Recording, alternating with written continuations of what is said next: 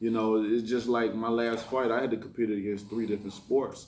You know, and then still have mine. So, you know, this is my opportunity where it's just all about me. It's all about this fight. It's all about me and Tyson Fury.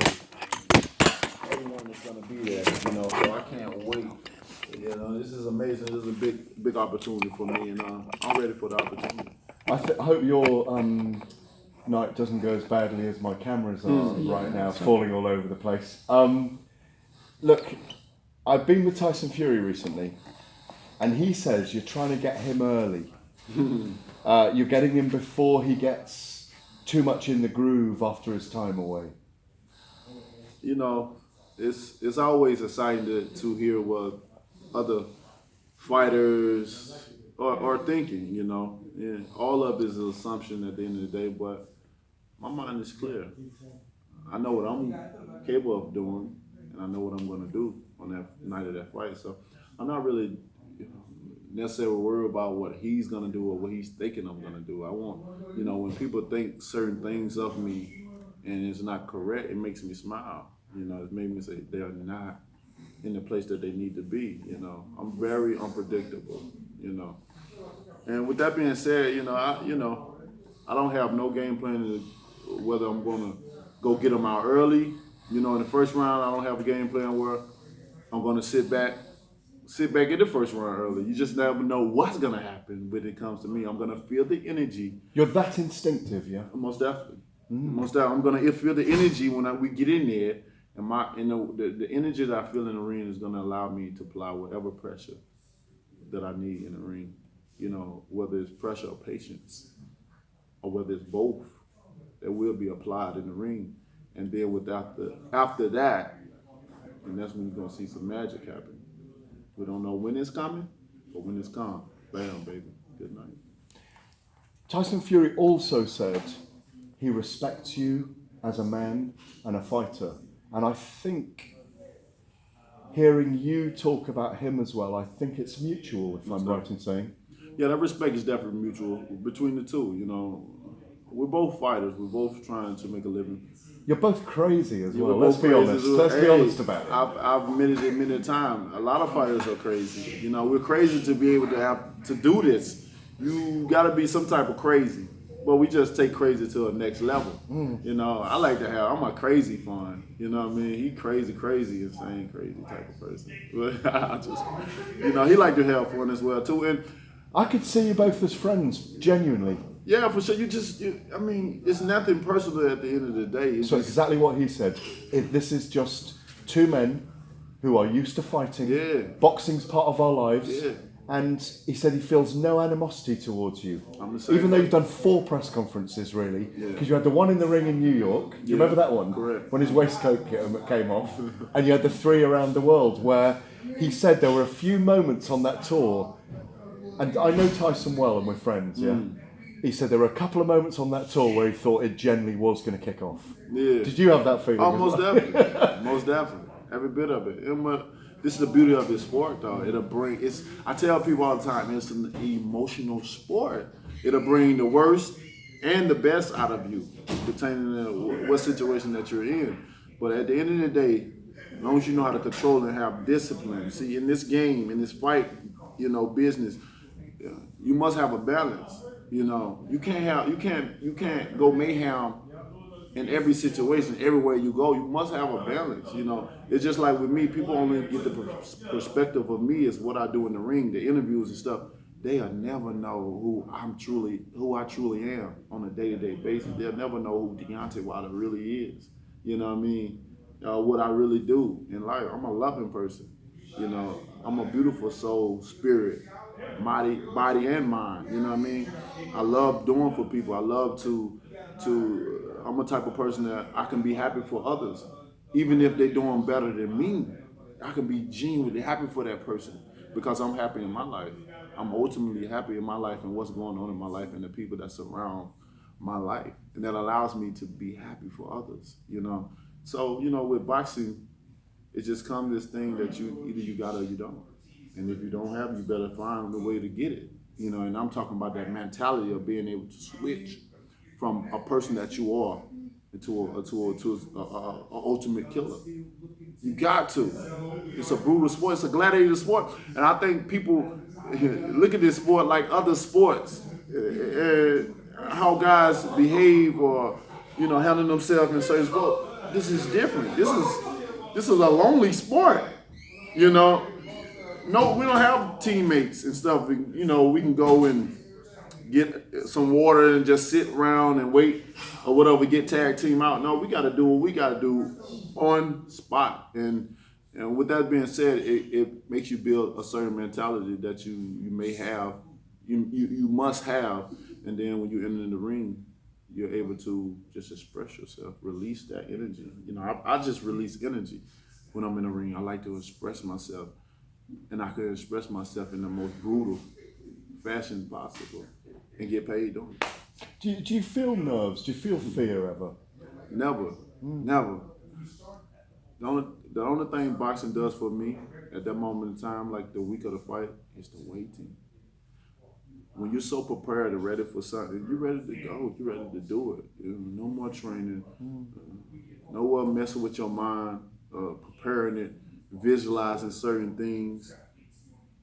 Because it'll mess with your mind. And we are crazy. Like I keep saying, you just think about it, you will have to train for this one man for months and months at a time. You think about this guy for months and months at a time. You walk into a gym and you look at a bag, you thinking about that fighter. You hit a speed bag, you thinking about that fighter. If you hitting the mitts or doing anything, in the ring, you're thinking about that fighter. You eat, breathe, and sleep this sport. So that would mess with your mind when you have something that you think about over and over and over. You're contemplating on it over and over and over again. You packing this information in your head over and over again. And on that special night of the fight, you ready. Your mind has been programmed to think a certain way. You programmed it to do certain things. So when it's time to release that, you don't know what's going to be said. You don't know what's going to be done, but you know something's going to happen. There's a great quote I was reading today from Carol Joyce Oates, one of the big writers on fight sports, and very intellectual, and saying how boxing isn't a sport. It's people being able to suspend their will, their instinct to survive. Because most people's instinct to survive when they're attacked is to run away. Correct. To go away, to avoid it. But you've suspended that. You've nullified your instinct to survive. You're just going to face fire. And I find that's what's so fascinating about the sport. It's not a sport. It's a mirror on life in a weird way. Yeah. That's what this quote was, I mean, you can see it in, varieties of ways. I can understand every word, and how she, could put that together in her mind and say this is not a sport. So I can see it because it's a lot of things. It's a lot of things that it is and that it isn't. You know what I mean? I always say this is not a game. Say this boxing game, we'll easily say it, whatever, but it ain't nothing about this is games in it. You're risking your life. And I don't know one person that risked their life and thought it was a game. You know what I mean? Do you kiss your kids before you go and you say, I kiss my kid. Coming back. I kiss my kid where I'm going or staying. That's just automatic with me. I love kids. I kiss my kids like 6 or 7 times a day, and they all individuals because I love them. I really feel like I'm the mother goose. I feel like I have my children. If they ever invent something that will allow a man to be able to carry a child, I want to be signed up for it. I really do. I would literally get my woman pregnant just so I can carry it. Well, if I got her pregnant, she would carry it, but I would tell her, like, babe, let's have a baby. I'm going to carry it. Of course, a woman, I'm like, okay, all right, let's do that. You know what I mean? Because I want to experience that, I would love to experience to see what a woman go through to bring a life into this world. That's why women are the most powerful things on this earth. When you have someone that bleeds for 7 days, come on, man. That's nice to hear that from the heavyweight champion of the world. Yeah. It's a very gentle, loving thing to say for a man who's going to be a beast in a week's time. But mate, that's great to see that side of you, Yeah. Yeah, I wish people could see it often, but due to the fact I don't care what people think of me, I don't really let it get to me because, like I said, my world is amazing. My life is amazing, and I don't let certain things get to me. I let people assume about me and let them think what they want. It's their right too. As long as I'm civilized, as long as I can determine between the two of things, or I can balance it out, then I'm fine. We know you've got a lot of fans in the UK. You do. You even had a lot of fans in the UK when you came to beat up Audley Harrison all those years ago. A little grin there from that, yeah. Back in 2012. Yeah, it's a long time ago. But even April. then, I remember, being around you then. People were very interested in you. Let's get back to beast mode, okay? Can you tell the UK fans what you'll do to Tyson Fury when the first bell tolls? When the first bell ring, my whole mentality is going to be adjusting, trying to figure him out. I've never faced a guy of his style, that or possesses his type of style. So I think the first part, maybe even the second round, is all going to be about adjusting. Who can adjust to whose style is the fastest. And then after that, you're going to see things starting to work out. You're going to see things starting to add up. And whoever can solve the problem the faster is going to be the one that come out on top. And I think that's going to, I don't think I know that's going to be me. I'm going to knock him out. I'm going to knock him out. You've visualized that over and over again. I've fought him 75 times now. Over and over again, I've seen reaction. I've seen different knockouts. I allow my mind to see different ways. I don't just see it always one way, because certain things may happen in the fight that I couldn't visualize, nor could I see coming. Because in life we get blindsided, and just like in a fight, you can get blindsided, and you could see certain things. So my mind is so open that I allow it to see it in varieties of ways, not just one way. And each way I saw myself knocking him out in each particular way. So it's going to be amazing, to really go in there and to feel this energy, to adjust to him and see what happens. Are you grateful that he did come back so quickly and he's taken the challenge? Because clearly you were frustrated not getting the fight with Anthony Joshua. Yeah, I'm definitely happy to see him back, in action, and I'm definitely happy to be able to finally fight him.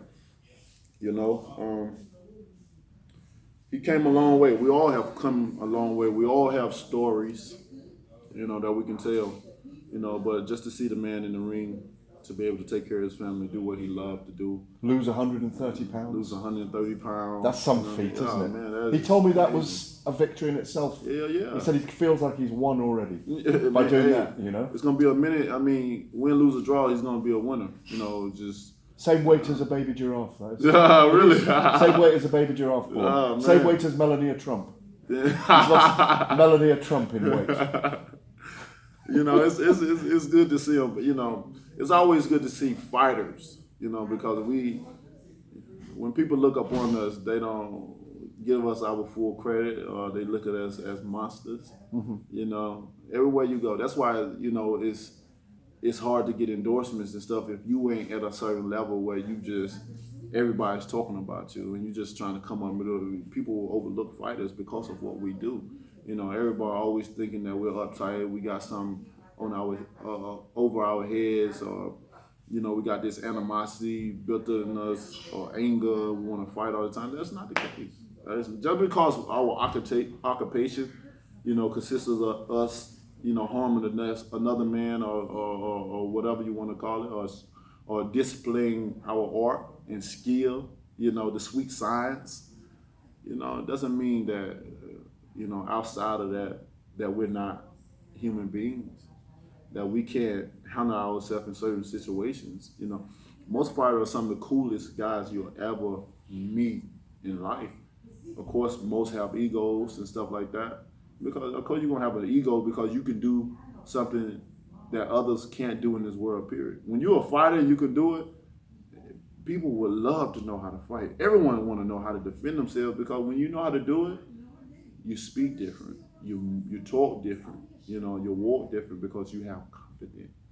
And when you're a confident person, things are different. You know, you don't care about certain things. You don't care about what certain people may say or what you have or you don't have. You're confident in yourself. That one day, whatever you don't have, you'll get it one day if you keep working hard at it. But also, I think you lose your insecurity and you focus your life force, don't you? Your life force is very focused. One can feel it right now, how focused you are. You know, even listening, your listening focus is amazing. If you knock Tyson Fury out, you say you knock him out. When you knock Tyson Fury out on December the 1st, what do you want for yourself for 2019? Pertaining to what? In your career. What do you want in 2019? What's your goal for 2019 then? 2019, my goal is... you know what we all want. Yeah, for sure. My goal is I've always set to do, is to unify. After obtaining my first title, world title, my main goal was to unify. One champion, one face, one name. I won't stop until I get that. I want that. I want to be able to say I was the undefeated, the undisputed, the unified heavyweight champion of the world. No man can say that at this moment in time.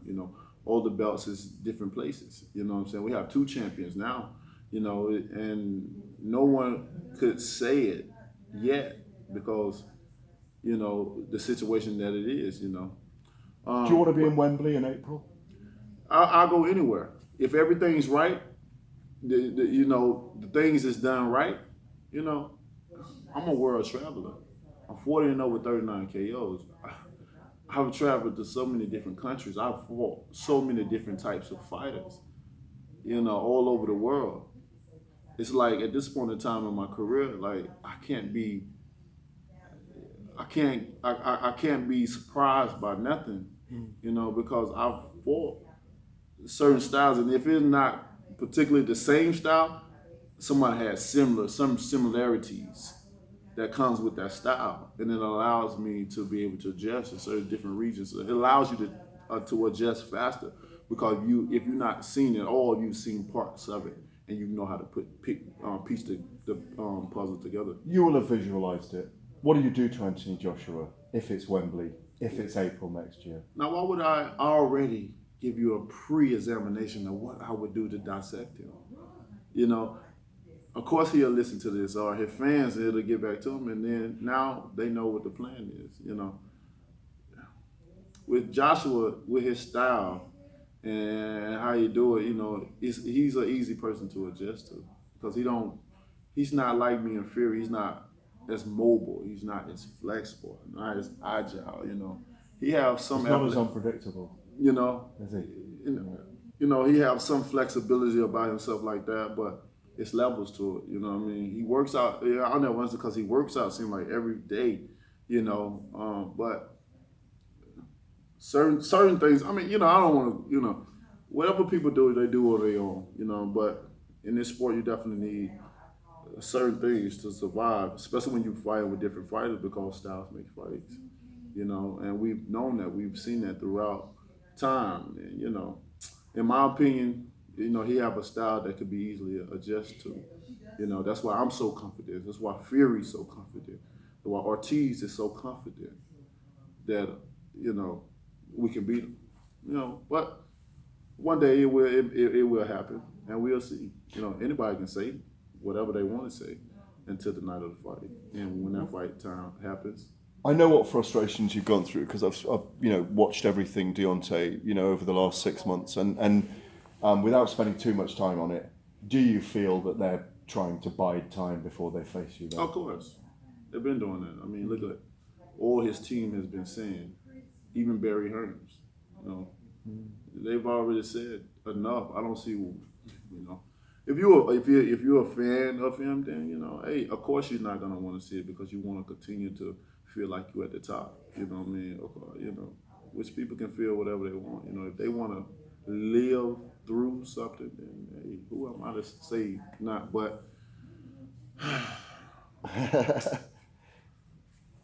I think it'll happen when it's time. We all know they don't want this fight, or it would have been happened.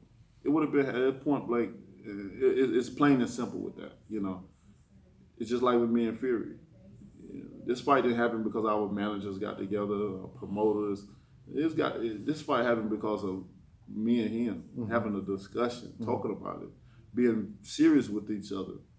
And when you have a strong backing as a champion, they're gonna do what you want, not what they want, or not what they feel is best for you.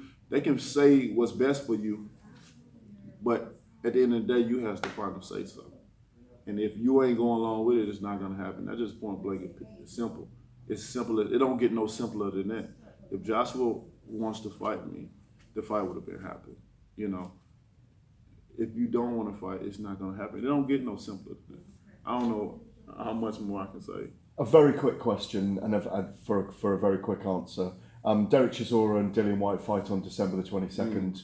You may face one or other of them at some point in the future as well. Who wins that? War Chisora, baby. I'm going with War Chisora. I feel Chisora beat him in the first fight. A lot of people felt that way. A lot of people. And I feel that he's going to do it this time as well, too. You know, I don't really look at Dillian Whyte as no killer in the sport. I look at him as a crybaby of the sport, someone that just complains and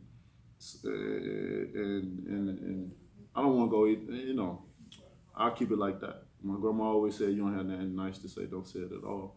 I agree with your grandmother. That's true though. Why? Yeah, why? Unless you got a reason. Exactly. Yeah. I just keep it like that. You know, I don't look at him as one of the superior fighters of the divisions. You know, just somebody that yaps. You know, but I definitely have Chisora swollen that mouth up and giving him another loss on his career. One of the things that surprises so many of us, Deontay, is that you don't get more resonance and in the mainstream in America, and that you aren't treated more as a star. Is that a strange question to ask, or do you ever think about it? Does it bother you? It don't bother me at all. I always tell people I'm happy in my life. I got things that people don't have, that can't possess. You know, no matter how rich you are, you still go through life. You still go through emotions. But look at the basketball players. You could have been a basketballer. Look at the American football players. Yeah. Do you but clearly you don't get enough recognition for what you've achieved. But it's all good. It's all good. You know, this is my time now. You know, you know, with me, everybody can have their day. You know, let them enjoy it. You know, but when it's my time, be as happy for me as I was happy for you.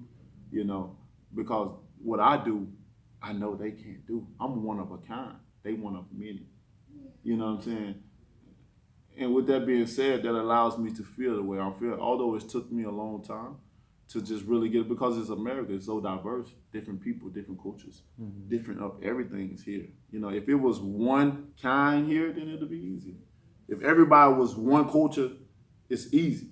You know what I'm saying? But because it's it's a mixture of multiples of countries, it's just so diverse. Like I said, it's gonna be like that, you know. And for that reason, I'm fine with it. I tell people all the time, don't look upon me as a celebrity or something like that. I'm just me. I don't care about who knows me, who don't know me. My life, it makes life easier when people don't really know who you are, because they don't hold no expectations of you. So if you do something wrong in life, it's not the worst thing that's ever been done. When you got John that worked for Burger King or McDonald's doing the same damn thing every day, but ain't nobody paying no attention to him because, hey, he just John that worked at Burger King or McDonald's. And when you get some other person that has a name, it's like he is a god. So if he did it, crucified. It's like the worst thing that ever happened. I never understand these people because they praise people so much. I tell them, don't praise me. Don't look at me as this guy just the worst. Like, I'm just me. If you take this title away from me and all my accomplishments that I've done along with it, then I'm just Deontay at the end of the day. I'm just me. You're going to treat me like I am. Don't take my life away. Don't take my livelihood away. I still want to walk around. I still want to go to the movies. I still want to go to the grocery store. I still want to enjoy. Take your kids to the park. Man. Well, you mentioned McDonald's and Burger King. Nando's or Popeye's chicken? It all depends on how you're feeling that particular day. You must be able to switch it up. Now, I like Nando's and I like Popeyes. But if I'm feeling, if I put it like this, if I want to have something crunching on something, and I want some red beans and rice with it or something like that, I'm going to Popeyes with some honey biscuits. I'm going to Popeyes. Now, if I want to relax and take my lady out for a good meal, some chicken, nice, you know, good place, clean place, whatever, and get some nice chicken with some good sauce on it, you know, I'm going to Nando's. You know what I mean? Popeyes, it seems like a spot there. The chicken is so good and stuff like that. You using everything with your hands. Nando's is something you use with your utensils. You know what I'm saying? That's how I look at it. You know what I mean? I like them both though. I really do. They got great chicken. The Klitschko era. You were in your late teens when he was dominating. Do you remember him? Klitschko, yeah. I was in my early teens, actually. Yeah, I remember. 2006, he started to dominate, didn't he? And then he was the. Yeah. I remember. What about him?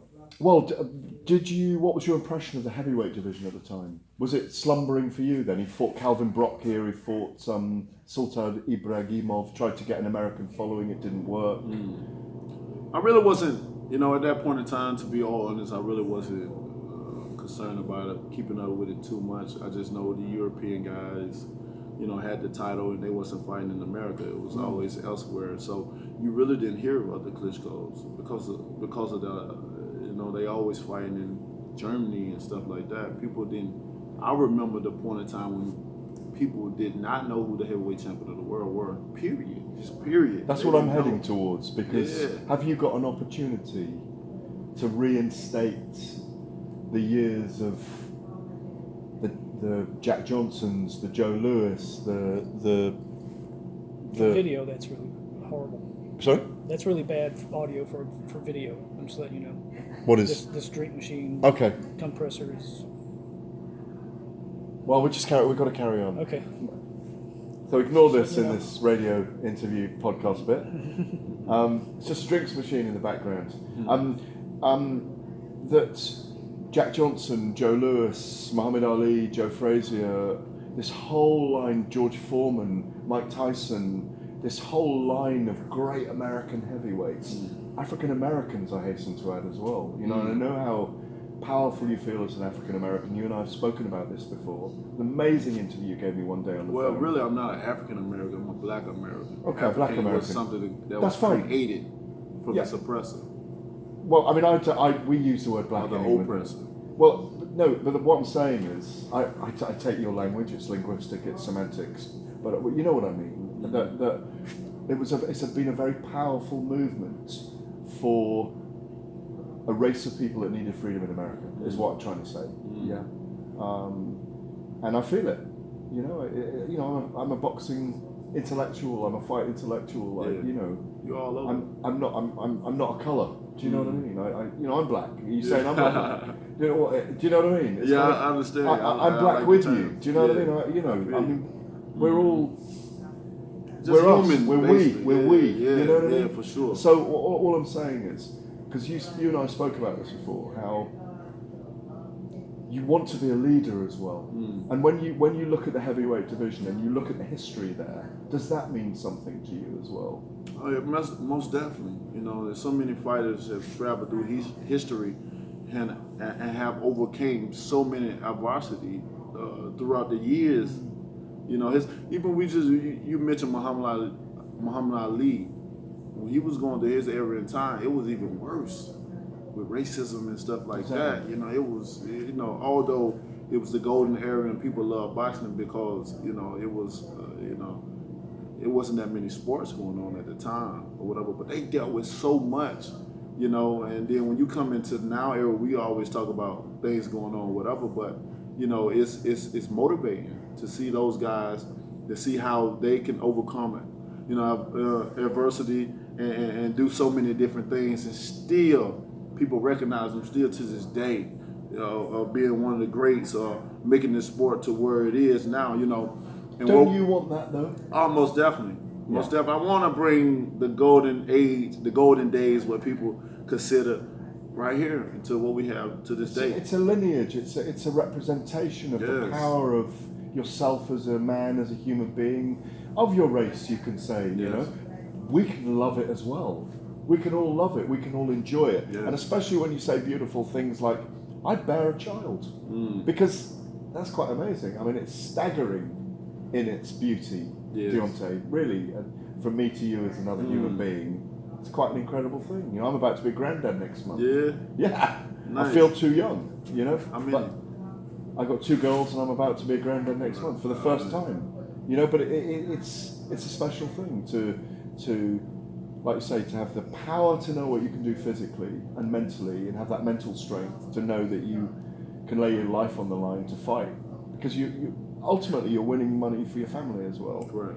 Because one of the other things I want to bring up, because I always bring it up with you, is that, you know, because I'm a big supporter of the Paralympics, 7 Paralympics I've covered, and I love fighting spirits, and I've seen many fighting spirits in the Paralympics, and I know what a special place in your heart your daughter has, you know? Almost definitely. Yeah, that she's special, and I wonder whether she is one of the real driving forces in you, you know? One of the, where there's a power base because of her in you, you know? Almost definitely, you know. She's the reason I got into boxing. If it wasn't for my daughter, man, I really don't know what I'd be doing. I got a lot of things that I could say, but who knows? Who really knows? And, you know, I had to remind her one day, because she was feeling sorry about herself and her condition, because she was getting picked with at this moment in time. And, you know, she was getting picked on. Yeah. Bullied or teased. Yeah. With her situation, her condition. And I remember her doing a video, and only reason it was brought to my attention because my 7-year-old felt a certain type of way. And like, Daddy Nael was crying. So I looked at the video, and she was feeling sorry for herself about her condition and how people would pick with her. And she was saying in the video that next year, because next year she'll go to a higher grade. At that point in time, in that particular moment in time, she was gonna go to a higher grade, and she was like, it's gonna get worse when I go to high school, this and that, you know. And I saw it, and I had to come to her. She's 13 now, and I had to say, babe, I said, you're amazing. You're a special person. You're a special young lady. I'm like, don't you know, Daddy would never got into boxing if it wasn't for you. I would never be who I am today, you know, as far as boxing is concerned, if it wasn't for you, or in my life. Because they say you don't know what love is until you have a child. And that is so true. Because children can bring unconditional love. A child will love you regardless. Your breath can stink. Your child would say your breath stink, but they will still kiss you in your mouth. You can smell. They will tell you that, but they'll still come near you. They'll still hug you with passion and pride. But that's my daddy. You know what I mean?